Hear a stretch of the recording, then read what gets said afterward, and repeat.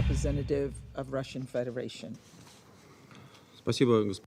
Thank you, Madam President. We thank the Director of Operations of OCHA, Aghdam Road, for the briefing. We are concerned by the continuing blockade of the Lachin Corridor.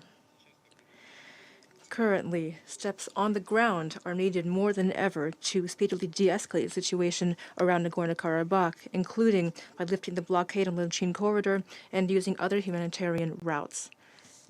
The Russian Federation, in support of both parties, is making every effort to rapidly resolve this crisis and to support normalization of relations between our friendly countries of Azerbaijan and Armenia.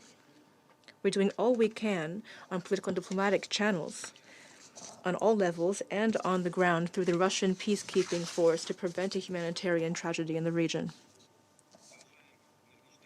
We continue to remain actively in contact with all parties involved to rapidly resume the stable provision of food, medicines, and other essential goods to Nagorno-Karabakh, as well as electricity and gas. All of these statements by the President of Russia, President of Azerbaijan, and Prime Minister of Armenia of 2020-2022 stand as the roadmap for reconciliation between Baku and Yerevan, to which there's no alternative. The potential of trilateral agreements is far from being exhausted, and their key element is the delimitation and subsequent demarcation of the Armenian-Azerbaijani border with the expert assistance of Russia, as well as restoring transport links as part of the trilateral working group under the co-chairmanship of the deputy prime ministers of Russia, Azerbaijan, and Armenia, as well as paving the way for Armenian and Azerbaijani peace dialogue and developing dialogue between parliamentarians and civil society leaders. In each of these areas, there has been significant progress. Russia plans to continue to make every effort in this regard. Armenian-Azerbaijani reconciliation is unthinkable without clear and reliable guarantees of security and respecting the rights of the residents of Nagorno-Karabakh based on universally recognized international principles in the context of the laws of Azerbaijan. This rationale stems from the repeatedly affirmed recent agreements between the leaders of Armenia and Azerbaijan on the recognition by each party of the territorial integrity of the other in accordance with the Alma-Ata Declaration of 1991. During negotiations of the foreign ministers of Russia, Azerbaijan, and Armenia in Moscow on July 25th, we proposed realistic compromises to de-escalate the tensions, which were taken into consideration by the parties.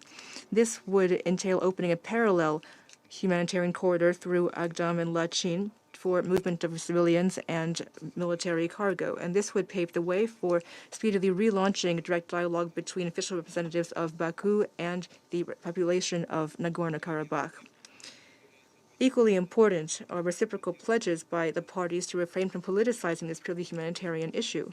We hope that all participants of the process will find political resolve to overcome their disagreements in order to alleviate the dire plight of the tens of thousands of residents of Nagorno-Karabakh and to establish lasting dialogue through the Baku-Stepanakert format.